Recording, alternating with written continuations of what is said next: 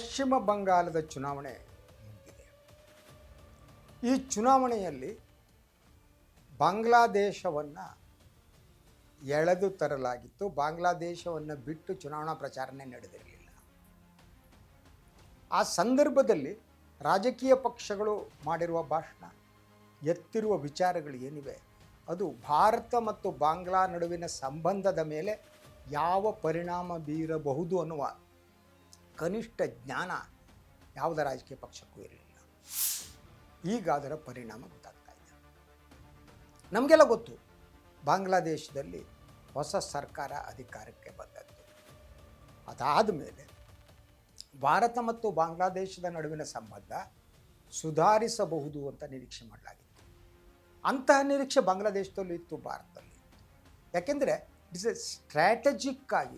Strategically ನಮ್ಮ ಸಂಬಂಧಗಳು ಚೆನ್ನಾಗಿರೋದು ಬಹಳ ಮುಖ್ಯ. 4,000 ಕಿಲೋಮೀಟ್ರಿಗಿಂತ ಹೆಚ್ಚಿನ ಗಡಿ ಹೊಂದಿರುವ ಒಂದು ದೇಶ ಇದೆಯಲ್ಲ, ಅದು ಇನ್ನೊಂದು ದೇಶದ ಜೊತೆ ಸಂಬಂಧವನ್ನು ಸರಿಯಾಗಿ ಇಟ್ಕೊಳ್ಳದಿದ್ದರೆ ಅದು ಅಪಾಯಕಾರಿಯಾಗ್ತದೆ.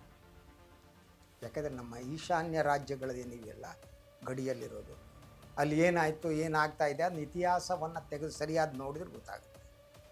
ಇಂಥ ಸಿಚುವೇಷನ್ನಲ್ಲಿ ಚುನಾವಣೆಗೆ ಬಾಂಗ್ಲಾದೇಶವನ್ನು ಒಂದು ಅಸ್ತ್ರವನ್ನಾಗಿ ಬಳಸಿಕೊಳ್ಳಾಯಿತು. ಅದಕ್ಕೆ ಈಗ ಗೊತ್ತಾಗ್ತಾ ಇದೆ, ಬಾಂಗ್ಲಾದೇಶದಲ್ಲಿ ಈಗ ತಾನೇ 2 ದಿನದಿಂದ ಭಾರತ ವಿರೋಧಿ ಪ್ರತಿಭಟನೆಗಳು ಪ್ರಾರಂಭ ಆಗಿದೆ. ಅದು ಇರಲಿಲ್ಲ. ಈ ಹೊಸ ಸರ್ಕಾರ ಬಂದ ಮೇಲೆ ನಿಂತಿತ್ತು, ಅದಕ್ಕೂ ಮೊದಲು. ಯಾಕೆ ಪ್ರತಿಭಟನೆಗಳು ಶುರುವಾಯಿತು? ಅದಕ್ಕೆ ಕಾರಣ ಏನು? ಅದಕ್ಕೆ 2-3 ರೀತಿಯ ನೆರೇಟಿವ್ಸ್ಗಳಿವೆ. ಮೊದಲನೇದು, ಒಂದು ಮೋದಿ ಸರ್ಕಾರ, ಸೆಂಟ್ರಲ್ ಗೌರ್ಮೆಂಟ್ ಸೀರಿಯಸ್ ಆಗಿ ಬಾಂಗ್ಲಾದೇಶದ ಮತ್ತು ಭಾರತದ ನಡುವಿನ ಸಂಬಂಧವನ್ನು ಸುಧಾರಿಸುವ ಒಂದು ಯತ್ನವನ್ನು ಪ್ರಾರಂಭ ಮಾಡಿದ್ದು ನಿಜ. ಹೊಸ ಸರ್ಕಾರ ಬಂದ ಮೇಲೆ ಇವನ್ನು ಖಲೀದಾ ಜಿಯಾ ಅವ್ರಿಗೆ ಹೆಲ್ತ್ ಅಪ್ಸೆಟ್ ಆದ ಸಂದರ್ಭದಲ್ಲೇ ಭಾರತ ಸರ್ಕಾರ ಮೋದಿಯವರು ನಿಮಗೆ ಬೇಕಾದರೆ ಆರೋಗ್ಯದ ಅದಕ್ಕೆಲ್ಲ ಹೆಲ್ಪ್ ಮಾಡ್ತೀವಿ ಅನ್ನೋ ಮಾತನ್ನು ಕೂಡ ಆಡಿತು. ಅದಾದ ಮೇಲೂ ಕೂಡ ಸಂಬಂಧ ಸುಧಾರಿಸುತ್ತೆ ಅಂತ ಅಂದುಕೊಳ್ಳಲಾಗಿತ್ತು. ಆದರೆ ಹಾಗಾಗಲಿಲ್ಲ. ಹಾಗಾಗುವ ದಾರಿಯಲ್ಲಿ ಸಾಗ್ತಾ ಇರೋ ಸಂದರ್ಭದಲ್ಲಿ ಅಡ್ಡಿ ಉಂಟಾಯಿತು. ಯಾರು ಅಡ್ಡಿ ಉಂಟು ಮಾಡಿದವರು? ಯಾಕೆ ಪ್ರತಿಭಟನೆಗಳು ನಡೀತಾ ಇದೆ? ಇದನ್ನು ಸ್ವಲ್ಪ ಡೀಪಾಗಿ ನೋಡಬೇಕು. ಒಂದು ದೇಶಕ್ಕೆ ಹರ್ಟ್ ಆಗುವ ರೀತಿ ನಾವು ಬಿಹೇವ್ ಮಾಡಿದರೆ ಆ ದೇಶ ಸುಮ್ಮನಿರಲ್ಲ. ವ್ಯಕ್ತಿಗಳ ಹಾಗೆ ನೀವು ಪಶ್ಚಿಮ ಬಂಗಾಳದ ಚುನಾವಣೆಯಲ್ಲಿ ಸಂಪೂರ್ಣವಾಗಿ ಬಾಂಗ್ಲಾದೇಶಿಯರನ್ನ ಟಾರ್ಗೆಟ್ ಮಾಡಿದ್ರಿ, BJP. ಸೊ ಇದು ಕ್ಲಾಸಿಕ್ ಏನು ಅಂದರೆ, ಮೋದಿ ಒಂದು ಕಡೆ ಬಾಂಗ್ಲಾದೇಶದ ನೊಡಗಿನ ಸಂಬಂಧವನ್ನು ಸುಧಾರಿಸುವ ಯತ್ನದಲ್ಲಿ ತೊಡಗಿದರೆ, ಅವ್ರ ಸರ್ಕಾರ ತೊಡಗಿದರೆ, ಈ ದಿಸೆಯಲ್ಲಿ ವಿದೇಶಾಂಗ ಇಲಾಖೆ ಕೆಲಸ ಮಾಡ್ತಾ ಇದ್ದರೆ BJP ನೀಡುತ್ತಿರುವ ಹೇಳಿಕೆಗಳು ಸಂಬಂಧವನ್ನು ಕೆಡಿಸ್ತಾ ಹೋಗಿದೆ. ಅದರ ಜೊತೆಗೆ ಬಾಂಗ್ಲಾದೇಶಿಯರಿಗೆ ಹರ್ಟ್ ಆಗಿದೆ, ನೋವಾಗಿದೆ. ಅದು ಆ ಕಾರಣಕ್ಕಾಗಿ ಪ್ರತಿಭಟನೆಗಳು ಢಾಕಾದಲ್ಲಿ ಪ್ರಾರಂಭ ಆಗಿದೆ. ಅದು ಉಳಿದ ಕಡೆ ಕೂಡ ಸ್ಪ್ರೆಡ್ ಆಗುವ ಲಕ್ಷಣಗಳು ಕಾಣ್ತಾ ಇದೆ. ಇದೊಂದು ರೀತಿ ಅಪಾಯಕಾರಿ ಸ್ಥಿತಿ. ಯಾಕೆಂತ ಅಂದರೆ, ಚುನಾವಣೆಯ ಸಂದರ್ಭದಲ್ಲಿ ಭಾರತ ಬಾಂಗ್ಲಾದೇಶದವರು ಒಂದು ಕಡೆ, ಇನ್ನು ಪಶ್ಚಿಮ ಬಂಗಾಳದಲ್ಲಿರುವ ಮುಸ್ಲಿಮರನ್ನೆಲ್ಲ ಬಾಂಗ್ಲಾದೇಶಿಯರು, ಯಾರ್ಯಾರು ಬಾಂಗ್ಲಾ ಮುಸ್ಲಿಮರು ಏನಿದ್ದಾರೆ, ಪಶ್ಚಿಮ ಬಂಗಾಳದ ಮುಸ್ಲಿಮರು, ಅವರು ಬಂಗಾಲಿ ಮಾತನಾಡೋರೆಲ್ಲ ಬಾಂಗ್ಲಾದೇಶಿ ನುಸುಳುಕೋರು ಅಂತ ಆರೋಪ ಮಾಡಲಾಯಿತು. ಇದು ಇದೆಯಲ್ಲ, ಇವತ್ತಿನ ದಿನ ಇದು ವಿಶ್ವದ ಎಲ್ಲ ಕಡೆ ಸ್ಪ್ರೆಡ್ ಆಗುತ್ತೆ. ನೀವು ಎಲ್ಲೆಲ್ಲಿ ಕೂತ್ಕೊಂಡು ಇಲೆಕ್ಷನ್ ಸರ್ವ್ ಮಾಡ್ತೀನಿ, ಅಲ್ಲಿಗೆ ಗೊತ್ತಾಗಲ್ಲ, ಪಶ್ಚಿಮ ಬಂಗಾಳಕ್ಕೆ ಗೊತ್ತಾಗಲ್ಲ, ಪಶ್ಚಿಮ ಬಂಗಾಳದಾಗಿದ್ದು ಇಲ್ಲಿ ಗೊತ್ತಾಗಲ್ಲ, ಅಲ್ಲಾಗಿದ್ದು ಇಲ್ಲಿ ಗೊತ್ತಾಗಲ್ಲ. ಈ ರೀತಿಯ ವರ್ತನೆಗಳಿದೆಯಲ್ಲ, ಅದರ ದುಷ್ಪರಿಣಾಮವನ್ನು ಬೀರ್ತದೆ.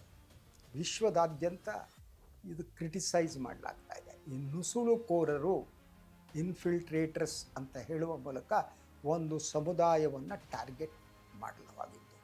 ಅದರ ಜೊತೆಗೆ ಇಲೆಕ್ಷನ್ ಪ್ರಚಾರದಲ್ಲಿ ಪಶ್ಚಿಮ ಬಂಗಾಳದಲ್ಲಿ ಸಂಪೂರ್ಣವಾಗಿ ಹಿಂದೂ ಮುಸ್ಲಿಮರನ್ನ ಡಿವೈಡ್ ಮಾಡಿತ್ತು.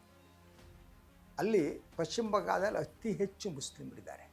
ಅದರ ಜೊತೆಗೆ ಅಲ್ಲಿ ಈ ಸುವೇಂದು ಅಧಿಕಾರಿಯವರ ಸರ್ಕಾರ ಏನಿದೆ, ಅದು ಮುಸ್ಲಿಮರ ಮೇಲೆ ಟಾರ್ಗೆಟ್ ಮಾಡುವ ಕೆಲಸವನ್ನು ಮುಂದುವರಿಸ್ತಾ ಇದೆ. ಇದರ ಪರಿಣಾಮ ಪಕ್ಕದಲ್ಲಿರುವ ಬಾಂಗ್ಲಾದೇಶದ ಮೇಲೆ ಆಗ್ತಾ ಇದೆ. ಆದ್ದರಿಂದ they will have to take a call. ಯಾವ ಕಾಲು? ನಾವು B J P agenda RSS ಎಜೆಂಡಾನೇ ಮಾಡ್ತೀವಿ. ದೇಶ ಮುಳುಗೋದ್ರೆ ಹೋಗಲಿ, ನಮ್ಗೆ ಸ್ನೇಹಿತರಂತೂ ಯಾರು ಉಳ್ಕೊಂಡಿಲ್ಲ, ಬೇಡ ನಮಗೆ, ನಾವು ಹಿಂದೂ ರಾಷ್ಟ್ರ, ನಮ್ಮ ಮಾತ್ರ ಸಾಕು, ನಾವು ಎಲ್ಲರನ್ನೂ ವಿರೋಧ ಹಾಕತ್ತೀವಿ, ನಾವೇನು ಕಮ್ಮಿ ಇದ್ದೀವ, 56 ಇಂಚ್ ಇದೆ, ನಮಗೆಲ್ಲರದು ವಿರೋಧ. ಒಂದು ಕಡೆ ಪಾಕಿಸ್ತಾನ, ಇನ್ನೊಂದು ಕಡೆ ಚೀನಾ, ಮತ್ತೊಂದು ಕಡೆ ಭೂತಾನು, ನೇಪಾಳ, ಶ್ರೀಲಂಕಾ, ಎಲ್ಲರದ್ದು ವಿರೋಧ. ವಿಶ್ವಗುರು ಬದನೆಕಾಯಿ ಏನು ವಿಶ್ವಗುರು ರೀ? ಜಗತ್ತಿನಲ್ಲಿ ಎಲ್ಲರನ್ನೂ ವಿರೋಧ ಮಾಡಿಕೊಂಡು ಜಗತ್ತಿನಲ್ಲಿರುವವರೆಲ್ಲ ನಮ್ಮನ್ನು ವಿರೋಧ ಮಾಡುವಾಗ ಯಾರು ಯಾವ ಸೀಮೆ ವಿಶ್ವಗುರು ಅಲ್ಲ. ಸೊ ಅದರಿಂದ ಈಗ ಏನಿದೆ, ಈ ಬಾಂಗ್ಲಾದೇಶದ ನಡುವಿನ ರಿಲೇಷನ್, ಬಾಂಗ್ಲಾ ಆ್ಯಂಡ್ ಇಂಡಿಯಾ, ಅದು ಒಂದು ಕ್ರಿಟಿಕಲ್ ಆದ ಹಂತಕ್ಕೆ ಬಂದಿದೆ. ಈ ಬಾಂಗ್ಲಾದೇಶದ ಹೊಸ ಸರ್ಕಾರ ಭಾರತದ ಜೊತೆ ಮಾತನಾಡೋಕ್ಕೆ ಸಿದ್ಧ ಇದೆಯಾ ಇಲ್ವಾ?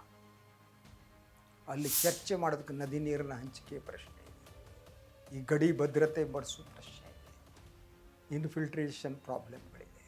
ಅದರ ಜೊತೆ ಬಾಂಗ್ಲಾದೇಶ ಚೀನಾಕ್ಕೆ ಹತ್ತಿರ ಆಗಿದೆ. ಚೀನಾಕ್ಕೆ ಹತ್ತಿರವಾದಾಗಿರುವಂಥ ರಾಷ್ಟ್ರಗಳು ನಮ್ಮ ಸುತ್ತಮುತ್ತಲ ಇವೆ. ಚೀನಾದ ಜೊತೆ ನಮ್ಮ ರಿಲೇಷನ್ ಏನಿದೆ ಸುಧಾರಿಸ್ತಾ ಇಲ್ಲ. ಅಮೇರಿಕಾದ ಜೊತೆ ರಿಲೇಷನ್ ಹಾಳು ಬಿದ್ದು ಹಾಕ್ಲತ್ತು ಹೋಗ್ತಿದೆ. ಯಾರ ಜೊತೆ ಕೂಡ ನಾವು ಒಳ್ಳೆಯ ಸಂಬಂಧವನ್ನು ಇಟ್ಕೊಂಡಿಲ್ಲ. ನಮ್ಮ ಸಂಬಂಧ ಚೆನ್ನಾಗಿರೋ ನಮ್ಮ ಜೊತೆಗೆ ಮಾತ್ರ. BJP ಮತ್ತು RSS ನಡುವಿನ ಸಂಬಂಧ ಮಾತ್ರ ಚೆನ್ನಾಗಿರ್ಬೋದು. ಇಂಡಿಯಾದ ಒಳಗಡೆ ಜಾತಿಗಳ ನಡುವೆ, ಧರ್ಮಗಳ ನಡುವೆ ಬೆಂಕಿ ಹೆಚ್ಚಿ ಹಾಕ್ಬಿಟ್ಲಾಗಿದೆ. ಈ SIR ಅನ್ನೋದೇನಿದೆ, ಈಗ ಕರ್ನಾಟಕಕ್ಕೆ ಬರ್ತಿದೆ, ನಾನು ಮಾತನಾಡಿದ್ದೀನಿ ಅದ್ರ ಬಗ್ಗೆ. ಅದು ಸಮಾಜವನ್ನು ಒಡೆದುಬಿಟ್ಟಿದೆ. ಒಂದು ಸಮುದಾಯವನ್ನು ಅವರ ಮತದಾನದ ಹಕ್ಕಿದೆಯಲ್ಲ, ಅದನ್ನು ಕಸಿದುಕೊಳ್ಳುವ ಯತ್ನ ಕೂಡ ಮಾಡ್ತಾಯಿದೆ. ಇದೆಲ್ಲ ವಿಶ್ವದ ಎಲ್ಲ ಕಡೆ ಚರ್ಚೆ ನಡೀತಾ ಇದೆ. ಇಂಡಿಯನ್ ಡೆಮೋಕ್ರಸಿ ಈಸ್ ಕೊಲ್ಯಾಪ್ಸಿಂಗ್ ಅನ್ನುವ ಏನು ವಿಶ್ಲೇಷಣೆಗಳು ವಿಶ್ವದ ಬೇರೆ ಬೇರೆ ರಾಷ್ಟ್ರಗಳ ಪತ್ರಿಕೆಗಳಲ್ಲಿ ಬರ್ತಾ ಇದೆ. We are in a dangerous position sir. ನಾವು ನಿಜವಾದ ದೇಶಭಕ್ತರಾದರೆ ನಮಗೆ ನೋವಾಗುತ್ತೆ, ನಮಗೆ ನೋವು ಆಗಲೇಬೇಕು. ಆದರೆ ನಾವು ಏನು ಮಾಡ್ತೀವಿ, ಇದನ್ನೆಲ್ಲ ಮರೆತು ರಾಜಕೀಯ ಕಾರಣಕ್ಕಾಗಿ ಅಧಿಕಾರ ಹಿಡ್ಕೊಳ್ಕೊಳ್ತೀವಿ. ಇನ್ನು ಬಾಂಗ್ಲಾದೇಶದಲ್ಲಿ ಮತ್ತೆ ಪ್ರತಿಭಟನೆಗಳು ಹೆಚ್ಚಾದರೆ ಅದರ ಪರಿಣಾಮ ಭಾರತದ ಮೇಲೆ ಉಂಟಾಗುತ್ತೆ. ಅದು ಅಪಾಯಕಾರಿ. ಇಂತಹ ಅಪಾಯಕಾರಿ ಸ್ಥಿತಿಯಲ್ಲಿ ನಾವಿದ್ದೀವಿ. ಇದು ಇವತ್ತಿನ ಮೆಗಾ ಫೋಕಸ್. ನಾಳೆ ಭಾನುವಾರ ಹಾಜರಾಗಲ್ಲ, ಬರಲ್ಲ, ಮತ್ತೆ ಸೋಮವಾರ ಬರ್ತೀನಿ 3 ಸುದ್ದಿಗಳೊಂದಿಗೆ. ಅಲ್ಲಿವರೆಗೆ ಎಲ್ಲರಿಗೂ ಕೂಡ ನಮಸ್ಕಾರ.